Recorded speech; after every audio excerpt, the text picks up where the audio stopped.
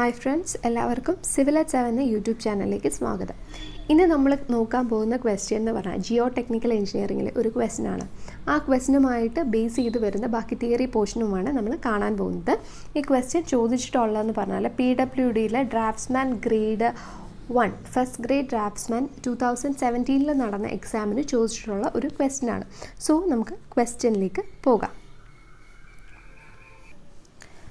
So ചോദിച്ചിട്ടുണ്ടായിരുന്ന question ഇതായിരുന്നു: the effective size of soil is option A D10, option B D30, option C D60, option D D90. ഇത് വരുന്നത് properties of soil എന്ന് പറഞ്ഞ ടോപ്പിക്കിൻ്റെ അണ്ടറിലാണ്. അപ്പോൾ നമുക്ക് properties of soil എന്തൊക്കെയാണെന്ന് നോക്കാം. മെയിൻലി രണ്ട് പ്രോപ്പർട്ടീസാണ്, ഇൻഡെക്സ് പ്രോപ്പർട്ടീസും എഞ്ചിനീയറിംഗ് പ്രോപ്പർട്ടീസും. അപ്പം ഈ ഒരു ക്വസ്റ്റ്യൻ വരുന്നത് ഇൻഡെക്സ് പ്രോപ്പർട്ടീസ് പഠിക്കുന്നതിൻ്റെ കൂട്ടത്തിലാണ് നമുക്ക് ഈ ഒരു ക്വസ്റ്റ്യനുമായിട്ട് ബന്ധപ്പെട്ട കാര്യങ്ങളൊക്കെ കിടക്കുന്നത്. അപ്പോൾ ഈ വീഡിയോയിൽ നമ്മൾ കാണാൻ പോകുന്നത് ഇൻഡെക്സ് പ്രോപ്പർട്ടീസ് എന്തൊക്കെയാണ് എന്നുള്ളതാണ്. ഇൻഡെക്സ് പ്രോപ്പർട്ടീസ് എന്ന് പറഞ്ഞാൽ നമുക്ക് സോയിലിനെ ക്ലാസിഫൈ ചെയ്യാൻ സഹായിക്കുന്ന പ്രോപ്പർട്ടീസാണ് ഇൻഡെക്സ് പ്രോപ്പർട്ടീസ്. അതേസമയം എഞ്ചിനീയറിംഗ് പ്രോപ്പർട്ടീസ് എന്ന് പറഞ്ഞാൽ ഒരു സോയിൽ നമുക്ക് എഞ്ചിനീയറിംഗ് പർപ്പസ്, ഒരു പെർട്ടിക്കുലർ നീഡ് ഉണ്ടെങ്കിൽ അതിന് ഉപയോഗിക്കാൻ പറ്റുമോ ഇല്ലയോ എന്ന് തരംതിരിക്കുന്നതിന് വേണ്ടിയിട്ടുള്ള പ്രോപ്പർട്ടീസാണ് എഞ്ചിനീയറിംഗ് പ്രോപ്പർട്ടീസ്. സോ നമ്മൾ കാണാൻ പോകുന്ന ഇൻഡെക്സ് പ്രോപ്പർട്ടീസാണ്. മെയിനായിട്ട് ഇൻഡെക്സ് പ്രോപ്പർട്ടീസ് മൂന്ന് രീതിയിലാണ് നമ്മൾ കണ്ടുപിടിക്കുന്നത്. സോയിലിൻ്റെ ക്ലാസിഫിക്കേഷന് വേണ്ടി 3 ടെസ്റ്റുകളാണ് ചെയ്യുന്നത്. ഒന്ന് പാർട്ടിക്കിൾ സൈസ് അനാലിസിസ്, പിന്നെ മറ്റൊന്ന് relative density, and third one is Atterberg limits. ഈ 3 ടെസ്റ്റുകൾ ചെയ്ത് തന്നെ നമുക്ക് സോയിലിനെ ക്ലാസിഫൈ ചെയ്തെടുക്കാൻ പറ്റും, ഏത് കാറ്റഗറിയിൽ വരുന്നതാണെന്നൊക്കെ. അപ്പം ഏറ്റവും ആദ്യം വരുന്ന പാർട്ടിക്കിൾ സൈസിൽ തന്നെ വീണ്ടും ക്ലാസിഫിക്കേഷൻ ഉണ്ട്. 75 മൈക്രോണിനെക്കാട്ടിലും കൂടിയതാണെന്നുണ്ടെങ്കിൽ നമ്മൾ സീവ് അനാലിസിസ് ആണ് ചെയ്യുന്നത്. 75 മൈക്രോണിനെക്കാട്ടിലും കുറവാണെങ്കിൽ സെഡിമെൻറ്റേഷൻ അനാലിസിസ്. ഇനി 0.2 മൈക്രോണിനെക്കാട്ടിലും കുറവാണെന്നുണ്ടെങ്കിൽ ഇലക്ട്രോ മൈക്രോസ്കോപ്പ് അഥവാ എക്സ്റേ ഡിഫ്രാക്ഷൻ വഴിയാണ് നമ്മൾ പാർട്ടിക്കിൾ സൈസ് അനാലിസിസ് ചെയ്യുന്നത്. സോ ഇത് പ്രീവിയസ് ഇയേഴ്സ് ക്വസ്റ്റ്യൻ്റെ അകത്ത് വരുന്നതാണ്. ആ സീവ് അനാലിസിസും സെഡിമെൻറ്റേഷൻ അനാലിസിസും 75 മൈക്രോണിനെക്കാട്ടിലും കൂടുതലാണെങ്കിൽ ഏതാണ്, 75 മൈക്രോണിനെക്കാട്ടിലും കുറവാണെങ്കിൽ എന്താണെന്നുള്ളത്.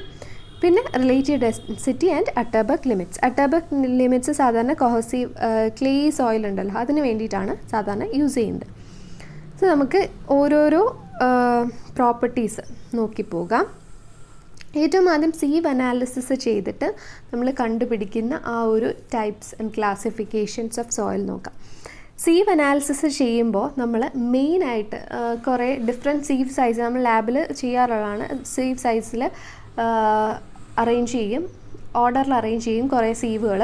എന്നിട്ട് അതിൻ്റെ മുകളിൽ നമ്മുടെ സോയിൽ സാമ്പിൾ ഇടുക ചെയ്യാം. എന്നിട്ട് അതിനെ കണ്ടിന്യൂസ് ആയിട്ട് സീവ് ഷേക്കറിൽ വെച്ചിട്ട് ഷേക്ക് ചെയ്യും. എന്നിട്ട് ഓരോ സീവിലും റീറ്റെയിൻ ചെയ്ത സോയിൽ സാമ്പിളിൻ്റെ വെയിറ്റ് നോട്ട് ചെയ്യും. അങ്ങനെയാണ് സീവ് അനാലിസിസ് ചെയ്യുന്നത്. ആ പ്രൊസീജിയർ ഒന്നും നമുക്ക് ആവശ്യമില്ല. പക്ഷേ ആവശ്യമുള്ള കാര്യം എന്ന് പറഞ്ഞാൽ അതിൽ നിന്നും കിട്ടുന്ന റിസൾട്ട്, അതായത് പാർട്ടിക്കിൾ സൈസ് ഡിസ്ട്രിബ്യൂഷൻ കർവ്, അത് ഇമ്പോർട്ടൻ്റ് ആണ്. നമുക്ക് 3 ഇമ്പോർട്ടൻറ്റ് കർവ്സ് ആണ് കിട്ടുന്നത് പാർട്ടിക്കിൾ. അതിൻ്റെ അകത്ത് Y ആക്സിസിൽ പെർസെൻറ്റേജ് ഫൈനസും X ആക്സിസിൽ പാർട്ടിക്കിൾ സ്കെയിൽ ഇൻ ലോഗ് സ്കെയിലാണ് നമ്മൾ പ്ലോട്ട് ചെയ്യുന്നത് കേട്ടോ. അപ്പം പെർസെൻറ്റേജ് ഫൈനസിൽ ഏറ്റവും ആദ്യം നമുക്ക് കിട്ടുന്ന 3 ഡിഫറെൻറ്റ് ടൈപ്സ് ഓഫ് കർവ്സ് നമുക്ക് കിട്ടാം. ഏറ്റവും ആദ്യം ഞാൻ പറയാൻ പോകുന്നത് ഇങ്ങനെ ഒരു കർവ്, അതായത് ഇവിടെ 1 എന്നും പറഞ്ഞ് റെപ്രസെൻറ്റ് ചെയ്തേക്കുന്ന കർവില്ലേ, ഇങ്ങനൊരു കർവ് കിട്ടും. പിന്നെ സെക്കൻഡ്ലി നമുക്കിത് ഇങ്ങനെ ഒരു കർവ് കിട്ടും, ഈ ഒരു കർവ്. Okay, secondly. ആൻഡ് മൂന്നാമതായിട്ട് നമുക്ക് കിട്ടുന്ന ഒരു കർവ് എന്ന് പറഞ്ഞാൽ ഇതാ ഇങ്ങനെയുള്ള ഒരു ഹമ്പുള്ള ഒരു കർവ് കിട്ടും. ഓക്കെ, അങ്ങനെ 3 കർവുകളാണ് നമുക്ക് കിട്ടുന്നത്. ഇതിൻ്റെ അകത്ത് ഏറ്റവും ആദ്യത്തെ കർവ്, അതായത് ഈ ഒരു കർവ് ഉണ്ടല്ലോ ഇങ്ങനെ വെക്കുന്നത്, ഈ കർവിന് വിളിക്കുന്ന പേരാണ് യൂണിഫോംലി ഗ്രേഡഡ് സോയിലിൻ്റെ കർവാണത്. അതായത് അതിൻ്റെ അകത്ത് ഏതെങ്കിലും ഒരു ടൈപ്പ് ഓഫ് പാർട്ടിക്കിൾ, ഒരു പെർട്ടിക്കുലർ സൈസിലുള്ള പാർട്ടിക്കിളായിരിക്കും കൂടുതലായിട്ടുള്ളത്. അതിനെയാണ് യൂണിഫോംലി ഗ്രേഡഡ് സോയിൽ എന്ന് പറയുന്നത്. ഓക്കെ, നെക്സ്റ്റ് വൺ വന്നിട്ട് വെൽ ഗ്രേഡഡ് സോയിലുണ്ട്. വെൽ ഗ്രേഡഡ് സോയിൽ എന്ന് പറഞ്ഞാൽ ഈ ഒരു കർവ് വരില്ലേ, ഇതാണ് വെൽ ഗ്രേഡഡ് സോയിലിൻ്റെ കർവ്. അതിൻ്റെ അകത്ത് എല്ലാ സൈസിലുള്ള പാർട്ടിക്കിൾസും കാണും. പക്ഷേ ലാർജർ സൈസിലുള്ള പാർട്ടിക്കിൾസ് കുറവും സ്മോളർ സൈസിലുള്ള പാർട്ടിക്കിൾസ് കൂടുതലുമായിരിക്കും. കാരണം ലാർജർ സൈസിലുള്ള പാർട്ടിക്കിൾസിൻ്റെ വോയിഡ്സിനെ ഫില്ല് ചെയ്യാൻ വേണ്ടിയിട്ട് സ്മോളർ സൈസിലുള്ള പാർട്ടിക്കിൾസ് ഉണ്ടാക്കും. അപ്പം എല്ലാ പാർട്ടിക്കിൾസും സഫിഷ്യൻ്റ് എമൗണ്ടിൽ മാത്രം കാണപ്പെടുന്നതാണ് വെൽ ഗ്രേഡഡ് സോയിൽ എന്ന് പറയുന്നത്. ഇനി ഗ്യാപ്പ് ഗ്രേഡഡ് സോയിൽ ഉണ്ട്. ഗ്യാപ്പ് ഗ്രേഡഡ് സോയിൽ എന്ന് പറഞ്ഞാൽ അത് ഇങ്ങനെ ഒരു ഹമ്പ് വന്നിട്ട് കാണുന്ന ഈ ഒരു സോയിൽ ഉണ്ട്, അതിനെയാണ് ഗ്യാപ്പ് ഗ്രേഡഡ് സോയിൽ എന്ന് പറയാം. അവിടെ ഏതെങ്കിലും ഒരു പെർട്ടിക്കുലർ സൈസിലുള്ള പാർട്ടിക്കിൾസ് മിസ്സിങ് ആയിരിക്കും. അപ്പോൾ അങ്ങനത്തെ സോയിലിനെയാണ് ഗ്യാപ്പ് ഗ്രേഡഡ് സോയിൽ എന്ന് പറയുന്നത്. സോ 3 ടൈപ്പ് ഓഫ് സോയിൽസ് ആണ് നമുക്ക്. ഇതും പ്രീവിയസ് ഇയർ ക്വസ്റ്റ്യൻസിൽ വളരെയധികം ഇമ്പോർട്ടൻ്റ് ആയിട്ട് ചോദിക്കാറുള്ള ക്വസ്റ്റ്യൻ ആണ്. യൂണിഫോം ഗ്രേഡഡ് സോയിൽ, കൂടുതൽ ഗ്യാപ്പ് ഗ്രേഡഡ് സോയിലിനെ പറ്റിയാണ് കേട്ടോ ചോദിച്ചിട്ടുള്ളത്. Gap graded soil and well graded soil. ഇത് കിട്ടുന്നത് സീവ് അനാലിസിസിൽ പാർട്ടിക്കിൾ സൈസ് ഡിസ്ട്രിബ്യൂഷൻ കർവ് വരച്ചിട്ടാണ്. അതായത് മോർ ദാൻ 75 മൈക്രോൺ സൈസുള്ള പാർട്ടിക്കിൾസിന് ചെയ്യുന്ന സീവ് അനാലിസിസ് വഴിയാണ് നമുക്ക് ഈ ഒരു കർവ് കിട്ടുന്നതും ഇങ്ങനൊരു ക്ലാസിഫിക്കേഷൻ നമ്മൾ നടത്തുന്നത്.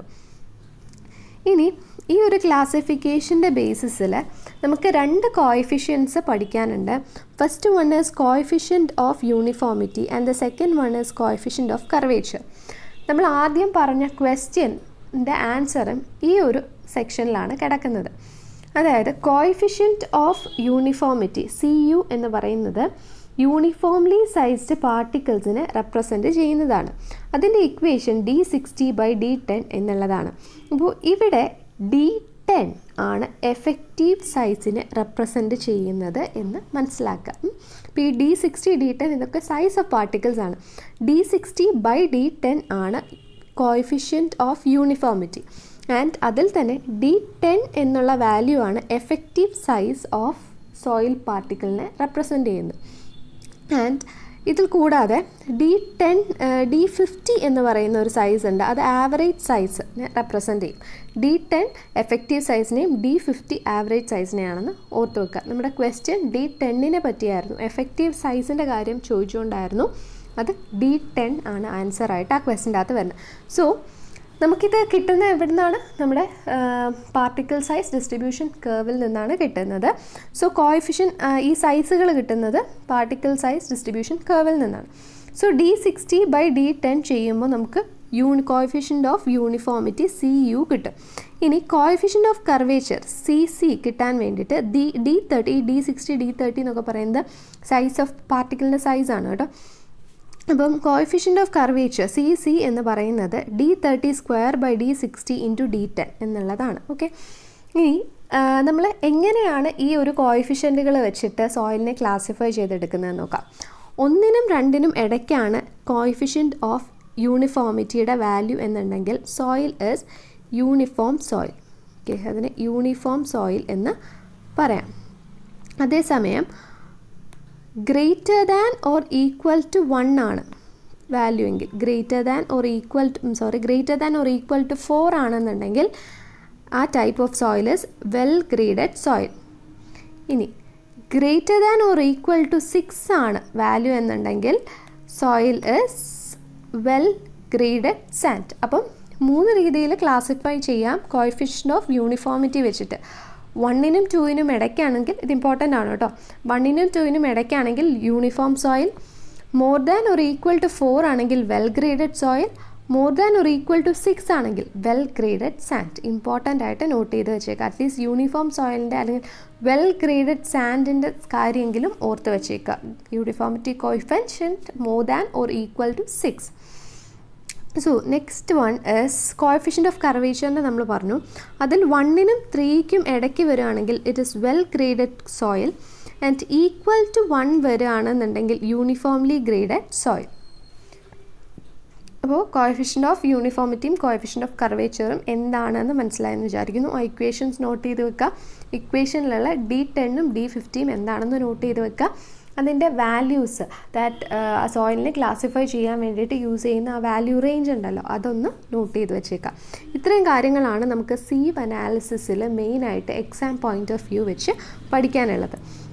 നെക്സ്റ്റ് ഇൻഡെക്സ് പ്രോപ്പർട്ടി നമ്മൾ പഠിക്കാൻ പോകുന്നത്, സോ ഇപ്പോൾ പാർട്ടിക്കിൾ സൈസ് ഡിസ്ട്രിബ്യൂഷൻ്റെ അകത്ത് സീവ് അനാലിസിസ് പഠിച്ചു. ഇനി അടുത്ത് നമ്മൾ 75 മൈക്രോണിനെക്കാട്ടിലും കുറവാണെന്നുണ്ടെങ്കിൽ അടുത്ത് പോകുന്നത് സെഡിമെൻറ്റേഷൻ അനാലിസിസിലോട്ടാണെന്ന് പറഞ്ഞു. അപ്പോൾ അതിൻ്റെ അകത്ത് എന്തൊക്കെ പോയിൻറ്റ്സ് നോട്ട് ചെയ്ത് വെക്കേണ്ടതെന്ന് നോക്കാം. ഏറ്റവും ആദ്യം നോട്ട് ചെയ്ത് വെക്കേണ്ട പോയിൻ്റ് എന്ന് പറഞ്ഞാൽ ഇത് തന്നെയാണ്. 75 മൈക്രോണിനെക്കാട്ടിലും ചെറുതായിട്ടുള്ളതിനാണ് സെഡിമെൻറ്റേഷൻ അനാലിസിസ് ചെയ്യുന്നത്. അവിടെ യൂസ് ചെയ്യുന്ന ലോ എന്ന് പറയുന്നത് അത് വളരെ ഇമ്പോർട്ടൻ്റ് ആണ്. സ്റ്റോക്സ് ലോ വെച്ചിട്ടാണ് സെഡിമെൻറ്റേഷൻ അനാലിസിസ് ചെയ്യുന്നത് എന്ന് ഓർത്ത് വച്ചേക്കാം. ഇനി സെഡിമെൻറ്റേഷൻ അനാലിസിസ് നമ്മൾ ചെയ്യുന്നതെന്ന് പറഞ്ഞാൽ ഒരു ബീക്കറിൻ്റെ അകത്ത് നമുക്ക് അനലൈസ് ചെയ്യേണ്ട വാട്ടർ ഫില്ല് ചെയ്യും, ഡിസ്പേഴ്സിങ് ഏജൻസ് ഒക്കെ ആഡ് ചെയ്തിട്ട് വാട്ടർ ഫില്ല് ചെയ്യും. അപ്പം അതിൻ്റെ അകത്ത് സാൻഡിൻ്റെ പാർട്ടിക്കിൾസ് ഉണ്ടായിരിക്കും, ക്ലേ പാർട്ടിക്കിൾസ് ഉണ്ടായിരിക്കും. അപ്പോൾ ഈ പാർട്ടിക്കിൾസ് സെറ്റിൽ ചെയ്യുക. ആദ്യം നല്ല സ്പീഡിലായിരിക്കും അത് സെറ്റിൽ ചെയ്യുന്നത്, കാരണം അതിൻ്റെ അകത്ത് acceleration due to gravity act ചെയ്യും, അല്ലെങ്കിൽ അതിൻ്റെ വെയിറ്റ് ആക്ട് ചെയ്ത് അത് വളരെ സ്പീഡിന് സെറ്റിൽ ചെയ്യും. പക്ഷേ ഒരു പെർട്ടിക്കുലർ ലെവൽ എത്തിക്കഴിയുമ്പോൾ അതിൻ്റെ മീൻസ് ആ ഗ്രാവിറ്റേഷൻ ആക്ട് ചെയ്യുന്നതിൻ്റെ ഓപ്പോസിറ്റായിട്ട് ഒരു ബൊയാൻ ഫോഴ്സും പിന്നെ അതിനെ പിടിച്ചു നിർത്തുന്ന ഒരു ഡ്രാഗ് ഫോഴ്സും ആക്ട് ചെയ്യും. അതുകൊണ്ട് അത് മറ്റൊരു വെലോസിറ്റി, അതായത് ടെർമിനൽ വെലോസിറ്റിയിൽ പതുക്കെ സെറ്റിലാവത്തുള്ളൂ. ആ ഒരു കോൺസ്റ്റൻറ്റ് വെലോസിറ്റിയിൽ അത് സെറ്റിലാവത്തുള്ളൂ. അപ്പോൾ ടെർമിനൽ വെലോസിറ്റിയിലാണത് സെറ്റിലാവുന്നത്. ഓക്കെ, അത് ഡ്രാഗ് ഫോഴ്സിൻ്റെ ആപ്ലിക്കേഷൻ കാരണമാണ്. ഓപ്പോസിറ്റ് ഡയറക്ഷനിലേക്ക് ഡ്രാഗ് ഫോഴ്സ്, ഒരു പാർട്ടിക്കിൾ താഴേക്ക് വരുന്ന പാർട്ടിക്കിളിൻ്റെ ഓപ്പോസിറ്റ് ഡയറക്ഷനിലേക്ക് ഒരു ഡ്രാഗ് ഫോഴ്സ് ആക്ട് ചെയ്യുന്നത് കാരണം അത് ടെർമിനൽ വെലോസിറ്റിയിലായിരിക്കും മൂവ് ചെയ്ത് താഴോട്ട് വരുന്നത്. അപ്പോൾ സെഡിമെൻറ്റേഷൻ അനാലിസിസ് ചെയ്യുന്ന ഇൻസ്ട്രുമെൻ്റ് എന്ന് വെച്ചാൽ ഹൈഡ്രോമീറ്റർ യൂസ് ചെയ്തിട്ടാണ് നമ്മൾ ചെയ്യുന്നത്. നമ്മൾ 75 മൈക്രോൺ സീവിനെക്കാട്ടിലും താഴെ 75 മൈക്രോണിനെക്കാട്ടിലും താഴെയുള്ള സൈസുള്ള പാർട്ടിക്കിൾസിനാണ് സെഡിമെൻറ്റേഷൻ അനാലിസിസ് ചെയ്യുന്നത്. സ്റ്റോക്സ് ലോ എന്ന് പറഞ്ഞ പ്രിൻസിപ്പിളാണ് അത് ചെയ്യുന്നത്. ടെർമിനൽ വെലോസിറ്റി എന്ന് പറഞ്ഞ ടേമും കൂടെ ഓർത്ത് വെച്ചേക്കാം. ഒരു കോൺസ്റ്റൻറ്റ് വെലോസിറ്റിയിൽ അത് സെറ്റിൽ ചെയ്യും ഒരു പെർട്ടിക്കുലർ ടൈം കഴിയുമ്പോഴേക്കും. ആ കോൺസ്റ്റൻറ്റ് വെലോസിറ്റി വിളിക്കുന്ന പേരാണ് ടെർമിനൽ വെലോസിറ്റി. അതുണ്ടാവാൻ കാരണം ഡ്രാഗ് ഫോഴ്സ് ഓഫ് ഗ്രാവിറ്റിയുടെ ഓപ്പോസിറ്റായിട്ട് ആ പാർട്ടിക്കിളിനെ തടഞ്ഞു നിർത്തുന്നത് കൊണ്ടാണ്. സോ ഇത്രയും കാര്യങ്ങൾ മാത്രമേ സെഡിമെൻറ്റേഷൻ അനാലിസിസിൽ ഒരു ഓവർസിയർ ലെവൽ ഓഫ് എക്സാമിൽ ഓർക്കേണ്ടതായിട്ടുള്ളൂ. സോ നെക്സ്റ്റ് നമുക്ക് നോക്കാം. ഇനി 0.2 മൈക്രോണിനെക്കാട്ടിലും താഴെയാണെങ്കിൽ ഇലക്ട്രോ മൈക്രോസ്കോപ്പ് അല്ലെങ്കിൽ എക്സ്റേ ഡിഫ്രാക്ഷൻ, അത് കംപ്ലീറ്റ്ലി നമുക്ക് ആവശ്യമുള്ള കാര്യമല്ല. നെക്സ്റ്റ് നമുക്ക് നോക്കാം റിലേറ്റീവ് ഡെൻസിറ്റിയുടെ കാര്യം നോക്കാം. റിലേറ്റീവ് ഡെൻസിറ്റിയുടെ ഇക്വേഷൻ ഇമ്പോർട്ടൻ്റ് ആണ്. ജിയോ ടെക്നിക്കലിലെ ഏറ്റവും ഇമ്പോർട്ടൻ്റ് ആയിട്ടുള്ള ഇക്വേഷൻസിൽ ഒന്നാണ് റിലേറ്റീവ് ഡെൻസിറ്റിയുടെ equation. E maximum minus E by E maximum minus E minimum into 100 അതിനെയാണ് റിലേറ്റീവ് ഡെൻസിറ്റി എന്ന് പറയുന്നത്. ഇതിനകത്ത് ഇ എന്ന് പറഞ്ഞാൽ it is void ratio of the സോയിലിൻ്റെ വോയിഡ് റേഷ്യോ ആണ്. ഈ മാക്സിമം എന്ന് പറഞ്ഞാൽ സോയിൽ അത്രയും ലൂസസ്റ്റ് സ്റ്റേറ്റിലാണെന്നാണ് അതിൻ്റെ അർത്ഥം. ഇനി ഈ മിനിമം എന്ന് പറഞ്ഞാൽ സോയിലിൻ്റെ വോയിഡ് റേഷ്യോ സച്ച് ദാറ്റ് അത് ഏറ്റവും ഡെൻസസ്റ്റ് സ്റ്റേറ്റിലിരിക്കുമ്പോഴുള്ള ആ ഒരു പെർട്ടിക്കുലർ സോയിലിൻ്റെ വോയിഡ് റേഷ്യോനെയാണ് ഈ മിനിമം എന്ന് പറയുന്നത്. ഇനി വെറുതെ എന്ന് മാത്രം റെപ്രസെൻ്റ് ചെയ്യുന്നുണ്ടെങ്കിൽ അതിൻ്റെ നാച്ചുറൽ കണ്ടീഷനിൽ, അതിൽ ലൂസസ്റ്റ് സ്റ്റേറ്റുമല്ല ഡെൻസസ്റ്റ് സ്റ്റേറ്റുമല്ല, അതിൻ്റെ നാച്ചുറൽ കണ്ടീഷനിലുള്ള അതിൻ്റെ വോയിഡ് റേഷ്യോനെയാണ് ഇ എന്ന് മാത്രം കൊണ്ട് റെപ്രസെൻ്റ് ചെയ്ത് നിൽക്കുന്നത്. അപ്പം റിലേറ്റീവ് ഡെൻസിറ്റി ID എന്ന് പറയുന്നത് E maximum minus E by E maximum minus E minimum എന്നുള്ളതാണ്. ഇനി റിലേറ്റീവ് ഡെൻസിറ്റി എപ്പോഴായിരിക്കും 0 ആയി മാറുന്നത്? 0 ആയി മാറുന്നത് ഈ നാച്ചുറൽ വോയിഡ് റേഷ്യോ ഉണ്ടല്ലോ, ഈ എന്ന് പറയുന്നത്, ഇ എന്ന് പറയുന്ന ഈ വാല്യൂ അത് എപ്പോഴാണോ ഈ മാക്സ് ആയിട്ട് മാറുന്നത്, അപ്പോൾ വോയിഡ് റേഷ്യോ, ഈ ന്യൂമറേറ്റർ ഫുൾ പോകും, ക്യാൻസലായി പോകും. അപ്പോൾ വോയിഡ് റേഷ്യോ വിൽ ബി 0. ഇനി എപ്പോഴാണ് വോയിഡ് റേഷ്യോ 100% അല്ലെങ്കിൽ 1 എന്ന് പറയുന്ന ഒരു വാല്യൂ അറ്റൈൻ ചെയ്യുന്നതെന്ന് നോക്കാം.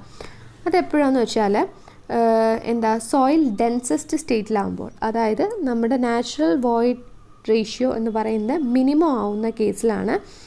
ഈ മിനിമം ആയിട്ട് മാറുമ്പോഴാണ് ID 100% ആവുന്നത്. അതായത് സോയിലിൻ്റെ ഡെൻസസ്റ്റ് സ്റ്റേറ്റിലാണ് ID എന്ന് പറയുന്നത് അഥവാ റിലേറ്റീവ് ഡെൻസിറ്റി 100% ആവുന്നത്. ഇനി IDയുടെ വാല്യൂ വെച്ചിട്ട് നമുക്ക് സോയിലിനെ ക്ലാസിഫൈ ചെയ്യാം. അതിൻ്റെ അകത്ത് ID relative density less than 50% ആണെങ്കിൽ വെരി ലൂസ് സോയിൽ, 15 to 35 ആണെങ്കിൽ ലൂസ് സോയിൽ, 35 to 65 ആണെങ്കിൽ medium density, 65 to 85 dense soil, dense state and more than 85 very dense. അപ്പം ഇങ്ങനെ ഒരു ക്ലാസിഫിക്കേഷനിലാണ് റിലേറ്റീവ് ഡെൻസിറ്റിയുടെ ഇത് വരിക.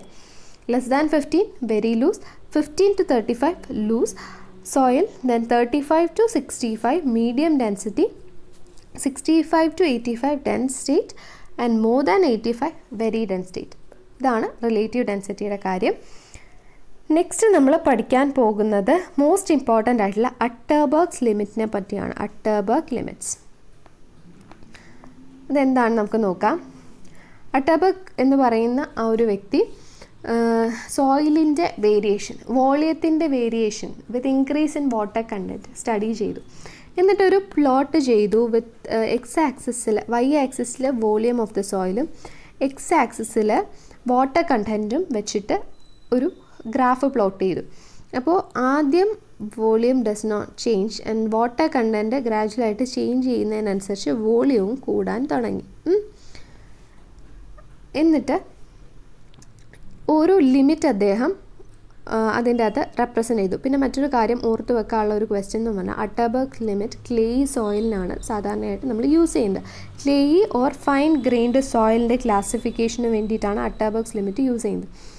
സോ ഇതിൻ്റെ അകത്ത് അദ്ദേഹം ഈ ഗ്രാഫിനെ 3 തരംതിരിച്ചു, 3 പാർട്ടുകളാക്കി മാറ്റി. ഫസ്റ്റ് സെക്ഷൻ്റെ അകത്ത് വരുന്നത് പ്ലാസ്റ്റിക് സ്റ്റേറ്റ്, ഈ ഒരു പ്ലാസ്റ്റിക് സ്റ്റേറ്റ്, പിന്നെ ഒരു സെമി സോളിഡ് സ്റ്റേറ്റ്, ആൻഡ് പിന്നെ ഒരെണ്ണം സോളിഡ് സ്റ്റേറ്റ്. പിന്നെ ഇത് കഴിഞ്ഞാൽ പിന്നെ അങ്ങോട്ട് വരുന്ന ലിക്വിഡ് സ്റ്റേറ്റ്. ഓക്കെ, അപ്പോൾ ഇങ്ങനെ തരം തിരിച്ചു അയാൾ. അതിൻ്റെ അകത്ത് അദ്ദേഹം ഇങ്ങനെ തരം തിരിച്ചു. അതിൻ്റെ അകത്ത് ഏറ്റവും അവസാനം വന്ന് ഈ ഒരു ലിക്വിഡ് സ്റ്റേറ്റ് ഉണ്ടല്ലോ, എന്നിട്ട് ഓരോ ലിമിറ്റ്സ് വന്നു. WL എന്ന് പറയുന്ന ലിക്വിഡ് ലിമിറ്റ്, WP എന്ന് പറയുന്ന പ്ലാസ്റ്റിക് ലിമിറ്റ്, ആൻഡ് WS എന്ന് പറഞ്ഞാൽ സോളിഡ് ലിമിറ്റ്, ശ്രിങ്കേജ് ലിമിറ്റ്. അപ്പം ലിക്വിഡ് ലിമിറ്റ് എന്ന് പറയുന്നത് എന്നുകൊണ്ട് ഉദ്ദേശിക്കുന്നത് soil is in the liquid state. Liquid സ്റ്റേറ്റിൽ നിന്നും പ്ലാസ്റ്റിക് സ്റ്റേറ്റിലാകാനുള്ള സോയിലിൻ്റെ മിനിമം വാട്ടർ കണ്ടൻറ്റിനെയാണ് ലിക്വിഡ് ലിമിറ്റ് എന്ന് പറയുന്നത്. അപ്പോൾ ഇതെല്ലാം ഓരോ ബൗണ്ടറീസാണ്. ഈ ലിക്വിഡ് ലിമിറ്റും പ്ലാസ്റ്റിക് ലിമിറ്റും ശ്രിങ്കേജ് ലിമിറ്റും റെപ്രസെൻ്റ് ചെയ്യുന്നത് ഒരു ബൗണ്ടറിയെയാണ്. അതായത് സോയിൽ ഒരു സ്റ്റേറ്റിൽ നിന്നും അടുത്ത സ്റ്റേറ്റിലേക്ക് മാറുന്ന ആ ഒരു ടൈമിലുള്ള ആ ബൗണ്ടറിയെ വിളിക്കുന്ന പേരാണ് ഈ ലിമിറ്റ്സ് എന്നുള്ളത്. ഇപ്പോൾ ലിക്വിഡ് ലിമിറ്റ് എന്ന് പറഞ്ഞാൽ സോയിൽ ലിക്വിഡ് സ്റ്റേറ്റിൽ നിന്നും പ്ലാസ്റ്റിക് സ്റ്റേറ്റിലേക്ക് മാറുന്ന ആ ഒരു ബൗണ്ടറിയാണ് ലിക്വിഡ് ലിമിറ്റ് എന്ന് പറയുന്നത്. ഇനി ലിക്വിഡ് ലിമിറ്റിൽ നമ്മൾ ഓർത്ത് വെക്കുമ്പോൾ പഠിക്കേണ്ട മറ്റ് 2 കാര്യങ്ങളുണ്ട്. മറ്റൊരു കാര്യം കൂടെ ഉണ്ട്, രണ്ട് കാര്യമില്ല, ഒരു കാര്യമുള്ളൂ. അതായത് ലിക്വിഡ് ലിമിറ്റ് കണ്ടുപിടിക്കാൻ വേണ്ടിയിട്ട് നമ്മൾ യൂസ് ചെയ്യുന്ന apparatus is Casagrande apparatus. Very important question. Casagrande apparatus use ചെയ്തിട്ടാണ് നമ്മൾ ലിക്വിഡ് ലിമിറ്റ് കണ്ടുപിടിക്കുന്നത്. അപ്പോൾ അത് ഈ ഒരു അപ്പാരറ്റസ് ആണ്, നമ്മൾ ലാബിലൊക്കെ എപ്പോഴും കാണാറുള്ള അപ്പാരറ്റസ് ആണ്. ഇതിൻ്റെ അകത്ത് നമ്മളിങ്ങനെ സോയിൽ, ആ ഒരു ക്ലേ, നമുക്ക് ഏത് ക്ലേയുടെ ലിക്വിഡ് ലിമിറ്റാണോ കണ്ടുപിടിക്കേണ്ടത് അത് ഫില്ല് ചെയ്യും. ഫില്ല് ചെയ്തതിന് ശേഷം നടുക്കൊരു ഗ്രൂവ് ഇടും. ഇവിടെ ഇങ്ങനെ ഒരു ഗ്രൂവ് ഇടും. ഗ്രൂവ് ഇട്ടിട്ട് നമ്മൾ ഇതിൻ്റെ അകത്ത് ഒരു ലിവറുണ്ട്, അതിങ്ങനെ കറക്കുന്ന ടൈമിൽ, ഈ ഒരു ലിവറുണ്ട്, അത് കറക്കുന്ന ടൈമിൽ ഇതിൻ്റെ അകത്ത് കണ്ടിന്യൂസ് ആയിട്ട് ഒരു ഹാമർ വന്ന് ബീറ്റ് ചെയ്യും. അപ്പോൾ ഇവിടെ സംഭവിക്കുന്നത് എന്താണെന്ന് വെച്ചിട്ടുണ്ടെങ്കിൽ ഈ 2 ഭാഗത്തേക്കുമായിട്ട് സ്പ്ലിറ്റ് ചെയ്ത് നിൽക്കുന്ന ഈ ക്ലേ ഉണ്ടല്ലോ, ഇത് അടുക്കാൻ തുടങ്ങും, ഇങ്ങോട്ട് അടുത്ത് വരാൻ തുടങ്ങും. അപ്പോൾ ഇത് മിനിമം ഒരു 1/2 ഇഞ്ചെങ്കിലും കമ്പൈൻ ചെയ്യുന്ന ആ ഒരു ഇതുണ്ടല്ലോ അത് നോക്കും. അത് 25 നമ്പർ ഓഫ് ബ്ലോസിന് കറസ്പോണ്ടിങ് ആയിട്ട് നമ്മളിപ്പോൾ 25 നമ്പർ ഓഫ് ബ്ലോസ് കൊടുത്തു. അപ്പോൾ ഇത് തമ്മിൽ ജോയിൻ ചെയ്തു. അങ്ങനെയാണെന്നുണ്ടെങ്കിൽ അതിൻ്റെ കറസ്പോണ്ടിങ് വാട്ടർ കണ്ടൻറ്റ് നോക്കും. ആ വാട്ടർ കണ്ടൻറ്റിനെയാണ് നമ്മൾ ലിക്വിഡ് ലിമിറ്റ് എന്ന് പറയുന്നത്. സോ വേറൊന്നും ഓർക്കാനില്ല, 25 നമ്പർ ഓഫ് ബ്ലോസിന് കറസ്പോണ്ടിങ് ആയിട്ടുള്ള വാട്ടർ കണ്ടൻ്റാണ് ലിക്വിഡ് ലിമിറ്റ് എന്നുള്ള കാര്യം ഓർക്കുക. അതുകൂടാതെ കസഗ്രാൻഡെ അപ്പാരറ്റസ് യൂസ് ചെയ്തിട്ടാണ് നമ്മൾ ലിക്വിഡ് ലിമിറ്റ് കാണുന്നത് എന്ന് ഓർത്ത് വെക്കുക. സോ ഇത്രയുമാണ് നമ്മൾ ലിക്വിഡ് ലിമിറ്റ് എന്ന് പറയുന്ന കാര്യം പഠിക്കുമ്പോൾ ഓർക്കേണ്ടത്. സോ അട്ടർബർഗ്സ് ലിമിറ്റിൽ ലിക്വിഡ് ലിമിറ്റ് ഉണ്ട്. പിന്നെ ഉള്ളത് പ്ലാസ്റ്റിക് ലിമിറ്റാണ്.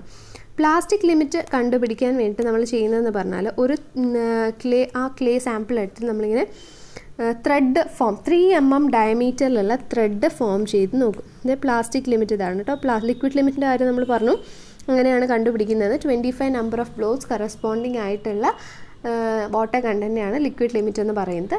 കസഗ്രാൻഡെ അപ്പാരറ്റസ് വെച്ചിട്ടാണ് ചെയ്യുന്നത്. പ്ലാസ്റ്റിക് ലിമിറ്റ് എന്ന് പറയുമ്പോൾ നമ്മൾ ത്രെഡ് ഫോം ചെയ്യും. ത്രെഡിൻ്റെ ഡയമെൻഷൻ എന്ന് പറഞ്ഞാൽ 3 mm ഡയമീറ്ററുള്ള ത്രെഡ് വിത്തൗട്ട് ക്രംബ്ലിങ് നമുക്ക് എങ്ങനെ എത്ര വാട്ടർ കണ്ടൻറ്റിൽ ഫോം ചെയ്തെടുക്കാൻ പറ്റുമെന്ന് നോക്കും. അതിനെയാണ് പ്ലാസ്റ്റിക് ലിമിറ്റ്. ആ ഒരു പെർട്ടിക്കുലർ വാട്ടർ കണ്ടൻറ്റിനെ വിളിക്കുന്ന പേരാണ് plastic limit. Liquid limit, plastic limit, പിന്നെയുള്ളതാണ് ശ്രിങ്കേജ് ലിമിറ്റ് എന്ന് പറയുന്നത്. ഓക്കെ, ശ്രിങ്കേജ് ലിമിറ്റ് എന്ന് പറഞ്ഞാൽ അതിന് 2 ഇമ്പോർട്ടൻസ് ഉണ്ട്. 2 ഇമ്പോർട്ടൻറ്റ് കാര്യങ്ങൾ ശ്രിങ്കേജ് ലിമിറ്റിൽ ഓർത്ത് വെക്കുക. ഒന്നെന്ന് പറഞ്ഞാൽ minimum water content at which soil is fully saturated. അതിനെ നമ്മൾ ശ്രിങ്കേജ് ലിമിറ്റ് എന്നാണ് പറയുക. കാരണം അതിന് ശേഷം ഈ ഒരു മിനിമം വാട്ടർ കണ്ടൻറ്റിന് ശേഷം സോയിൽ ഫുള്ളി സാച്ചുറേറ്റഡ് ആവുകയാണ് ചെയ്യുക. So minimum water content at which soil is fully saturated. അത് കഴിഞ്ഞാൽ വോയിഡിൻ്റെ അകത്തുള്ള വെള്ളം കൂടെ ലൂസ് ചെയ്ത് അതൊരു സോളിഡ് സ്റ്റേറ്റിലായി മാറുക ചെയ്യുക. അപ്പോൾ ആ ഒരു ഫുള്ളി സാച്ചുറേറ്റഡ് ആയിട്ടുള്ള വോയിഡ്സ് എല്ലാം ഫില്ലായിട്ടുള്ള ആ ഒരു സ്റ്റേറ്റിനെ വിളിക്കുന്ന പേര് ആണ് ശ്രിങ്കേജ് ലിമിറ്റ്. ഓക്കെ, ശ്രിങ്കേജ് ലിമിറ്റിൽ വന്നിട്ട് സോയിലിൻ്റെ അകത്തുള്ള വോയിഡ്സിലും എല്ലാം വെള്ളം കാണും. അത് ഫുള്ളി സാച്ചുറേറ്റഡ് ആയിരിക്കും. എപ്പോഴാണോ ശ്രിങ്കേജ് ലിമിറ്റ് കടന്ന് നമ്മുടെ സോളിഡ് സ്റ്റേറ്റ് ആയിട്ട് മാറുന്നത്, അപ്പോൾ വോയിഡ്സിൻ്റെ അകത്തുള്ള വെള്ളം കൂടെ എസ്കേപ്പ് ആവാൻ തുടങ്ങും. അപ്പോൾ അതിൻ്റെ സാച്ചുറേഷൻ മാറും. സോ അങ്ങനെ ഒരു ഡെഫിനിഷൻ ഉണ്ട്. Minimum water content which soil is fully saturated അതിനെ ശ്രിങ്കേജ് ലിമിറ്റ് എന്ന് പറയും. പിന്നെ the water content at which volume of soil does not change and after which volume of soil does not change. അതായത് shrinkage limit കഴിഞ്ഞാൽ നമുക്ക് നോക്കി അറിയാം ഇതിൻ്റെ വോളിയം കോൺസ്റ്റൻ്റ് ആയിട്ടാണ് നിൽക്കുന്നത്. കാരണം ഇതുവരെ അതിൻ്റെ ചുറ്റുമുള്ള വാട്ടർ കണ്ടൻറ്റ് ഒക്കെയാണ് എവാപ്രേറ്റ് ചെയ്ത് പോയിക്കൊണ്ടിരുന്നത്. പക്ഷേ ശ്രിങ്കേജ് ലിമിറ്റ് കഴിഞ്ഞാൽ പിന്നെ അതിൻ്റെ വോയിഡിൻ്റെ അകത്തുള്ള വെള്ളം അത് പാക്ക് ചെയ്ത് വെച്ചേക്കുന്നതിൻ്റെ അകത്ത് കുഞ്ഞു വോയിഡിൻ്റെ അകത്തുള്ള വെള്ളമാണ് സോയിലിൽ നിന്ന് പോകുന്നത്. സോ അതിൻ്റെ വോളിയത്തിന് വേരിയേഷൻ ഒന്നും വരുന്നില്ല. സോയിലിൻ്റെ വോളിയത്തിന് വേരിയേഷൻ ഒന്നും വരുന്നില്ല. അതുകൊണ്ട് ശ്രിങ്കേജ് ലിമിറ്റ് ഇങ്ങനെ അറിയപ്പെടുന്നു: the volume of soil does not change after shrinkage limit. Okay, അപ്പോൾ ഈ 2 കാര്യങ്ങൾ ശ്രിങ്കേജ് ലിമിറ്റിൻ്റെ കേസിൽ ഓർത്ത് വെക്കാം. നെക്സ്റ്റ് നമ്മൾ പറയാൻ പോകുന്നത് നമ്മളിപ്പോൾ ഓരോ ലിമിറ്റുകളെ പറ്റി പറഞ്ഞില്ലേ, liquid limit, plastic limit and shrinkage limit. ഇനി ഓരോ ലിമിറ്റുകൾ വെച്ചിട്ട് കണ്ടുപിടിച്ച ഓരോ ഇൻഡെക്സുകളുണ്ട്. ഏറ്റവും ആദ്യം വരുന്നതാണ് പ്ലാസ്റ്റിസിറ്റി ഇൻഡെക്സ്. അതായത് liquid limit minus plastic limit. ഈ ലിക്വിഡ് ലിമിറ്റും പ്ലാസ്റ്റിക് ലിമിറ്റും തമ്മിലുള്ള ഡിഫറൻസ് ഉണ്ടല്ലോ, അതിനെ വിളിക്കുന്ന പേരാണ് പ്ലാസ്റ്റിസിറ്റി ഇൻഡെക്സ്. അത് 0 ആണെന്നുണ്ടെങ്കിൽ സോയിൽ നോൺ പ്ലാസ്റ്റിക് ആയിരിക്കും, <7 ആണെങ്കിൽ low plastic, 7 to 17 medium plastic, <7 highly plastic. അപ്പം പ്ലാസ്റ്റിസിറ്റി ഇൻഡെക്സ് എന്താണെന്ന് മാത്രം നോട്ട് ചെയ്ത് വെക്കുക. ലിക്വിഡ് ലിമിറ്റ് മൈനസ് പ്ലാസ്റ്റിക് ലിമിറ്റാണ് plasticity index. Next liquidity index. അതായത് അതിൻ്റെ ഇക്വേഷൻ ഉണ്ട്. ആ ഇക്വേഷൻ ഓർക്കാൻ പറ്റുമെങ്കിൽ മാത്രം ഓർത്ത് വെച്ചേക്കുക. ജസ്റ്റ് ആ വാല്യൂസ് മാത്രം ജസ്റ്റ് ഒന്ന് ഓർക്കാൻ പറ്റുക നോക്കുക. ഈ ഒരു ഇക്വേഷൻ ജസ്റ്റ് നമ്മൾ ലെവൽ ഓഫ് എക്സാംസിന് നോട്ട് ചെയ്താൽ മതി. ഇതിപ്പോൾ പറഞ്ഞു പോകുന്ന ഇടയ്ക്ക് നിങ്ങൾക്ക് കൺഫ്യൂഷൻ ആവണ്ടെന്ന് പറഞ്ഞു പോകുന്നേ ഉള്ളൂ. ലിക്വിഡിറ്റി ഇൻഡെക്സിൽ വന്നിട്ട് IL is equal to W, അത് natural water content minus plastic limit by IP, plasticity index into 100 ആണ് ചെയ്യുക. IL 0 ആണെങ്കിൽ soil is the plastic state എന്നാണ് പറയുക. ലിക്വിഡിറ്റി ഇൻഡെക്സ് 1 ആണെങ്കിൽ soil at the liquid state എന്നാണ് പറയുക. പിന്നെ കൺസിസ്റ്റൻസി ഇൻഡെക്സ് ഉണ്ട്, അതിനും ഇതേപോലെ ഇക്വേഷൻ ഉണ്ട്. കൺസിസ്റ്റൻസി ഇൻഡെക്സ് 0 ആണെങ്കിൽ സോയിൽ ലിക്വിഡ് സ്റ്റേറ്റിലും, കൺസിസ്റ്റൻസി ഇൻഡെക്സ് 1 ആണെങ്കിൽ സോയിൽ ഇൻ ദ പ്ലാസ്റ്റിക് സ്റ്റേറ്റ്സും എല്ലാം ആണെന്ന് പറയുന്നു. ഇനി ഏറ്റവും ഇമ്പോർട്ടൻ്റ് ആയിട്ട് നോട്ട് ചെയ്ത് വെക്കേണ്ട കാര്യം ഒരു ക്വസ്റ്റ്യൻ അത് ചോദിക്കാറുണ്ട്. കൺസിസ്റ്റൻസി ഇൻഡെക്സിൻ്റെയും ലിക്വിഡിറ്റി ഇൻഡെക്സിൻ്റെയും കൂടെ സം എടുത്താൽ, ഇതിൻ്റെ രണ്ടിൻ്റെയും കൂടെ സം എടുത്ത് നമുക്ക് കിട്ടുന്ന ആൻസർ വിൽ ബി 1. ഓക്കെ, 1 എന്നുള്ള ആൻസർ ആയിരിക്കും നമുക്ക് കിട്ടുന്നതെന്ന് ഓർത്ത് വെച്ചേക്കാം. അടുത്ത് പറയാൻ പോകുന്നത് ഫ്ലോ ഇൻഡെക്സ് ആണ്. ഫ്ലോ ഇൻഡെക്സ് പറയാൻ നേരത്ത് നമ്മൾ നേരത്തെ പഠിച്ച കസഗ്രാൻഡീസ് അപ്പാരറ്റസ് വെച്ച് ലിക്വിഡ് ലിമിറ്റ് കണ്ടുപിടിക്കാൻ നമ്മൾ പഠിച്ചില്ലായിരുന്നു. അപ്പം അതുപോലെ ഫ്ലോ ഇൻഡെക്സിൽ നമ്മൾ യൂസ് ചെയ്യുന്ന കാസഗ്രാൻഡേസ് അപ്പാരറ്റസ് വെച്ച് തന്നെ ചാർട്ട് പ്ലോട്ട് ചെയ്യുകയാണ് ചെയ്യുന്നത്. മോയ്സ്ചർ കണ്ടൻറ്റും നമ്പർ ഓഫ് ബ്ലോസും വെച്ചിട്ട് chart, moisture content and number of blows വെച്ച് ചാർട്ട് പ്ലോട്ട് ചെയ്യും. അതിൻ്റെ അകത്ത് നമ്മൾ particular number of 2 different number of ബ്ലോസിൻ്റെ ഇതെടുക്കും. അതായത് നോക്കിയറിയാം, ഇവിടെ എടുത്തേക്കുന്നത് 20 നമ്പർ ഓഫ് ബ്ലോസിന് കറസ്പോണ്ടിങ് ആയിട്ടുള്ള ലിക്വിഡ് വാട്ടർ മോയ്സ്ചർ കണ്ടൻറ്റും 30 നമ്പർ ഓഫ് ബ്ലോസിന് കറസ്പോണ്ടിങ് ആയിട്ടുള്ള മോയ്സ്ചർ കണ്ടൻറ്റും എടുത്തിട്ടുണ്ട്. എന്നിട്ട് ഈ ഒരു ഇക്വേഷൻ്റെ അകത്ത് അപ്ലൈ ചെയ്ത് കൊടുക്കും.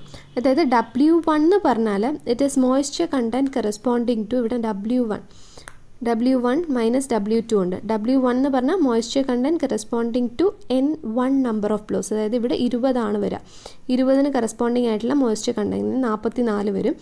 ഇനി W2 എന്ന് പറഞ്ഞാൽ N2 നമ്പർ ഓഫ് ബ്ലോസിന് കറസ്പോണ്ടിങ് ആയിട്ടുള്ള മോയ്സ്ചർ കണ്ടൻറ്റ്, അതും വെച്ചിട്ട് ഈ ഫോമുലയ്ക്കകത്ത് ഇട്ട് കൊടുത്തിട്ടാണ് ഫ്ലോ ഇൻഡെക്സ് കണ്ടുപിടിക്കുന്നത്. ഇനി ഫ്ലോ ഇൻഡെക്സ് കണ്ടുപിടിക്കുന്ന എന്താണ്, അതിൻ്റെ ഇക്വേഷൻ, അതൊന്നും നമുക്ക് ഭയങ്കര ഇമ്പോർട്ടൻ്റ് ആയിട്ട് നോക്കി വെക്കേണ്ട കാര്യമില്ല. ഫ്ലോ ഇൻഡെക്സ് തരുന്നത് എന്താണ് എന്ന് നോക്കാം. ഫ്ലോ ഇൻഡെക്സ് നമുക്ക് തരുന്ന rate of change of shear strength of the soil, അതാണ് ഇമ്പോർട്ടൻ്റ് ആയിട്ട് ഇവിടെ നോട്ട് ചെയ്ത് വെക്കേണ്ടത്. Rate of change of shear strength of the soil തരുന്നത് ഫ്ലോ ഇൻഡെക്സ് ആണെന്നുള്ള കാര്യം ഓർത്ത് വെക്കാം. പിന്നെ ടഫ്നെസ് ഇൻഡെക്സ് എന്ന് പറഞ്ഞാൽ ഈ പ്ലാസ്റ്റിസിറ്റി ഇൻഡെക്സിൻ്റെയും ഫ്ലോ ഇൻഡെക്സിൻ്റെയും രണ്ടിൻ്റെയും കൂടെ ഒരു എന്താ പറയുക, അതിൻ്റെ ഒരു റേഷ്യോ, അതിൻ്റെ രണ്ടിൻ്റെയും റിലേഷൻ എങ്ങനെയാണെന്ന് പറയുന്നതാണ് ടഫ്നെസ് ഇൻഡെക്സ്. അതിൻ്റെ വാല്യൂ റേഞ്ച് ചെയ്യുന്നത് 0 to 3 റേഞ്ചിലാണ് വാല്യൂ വരുന്നത്.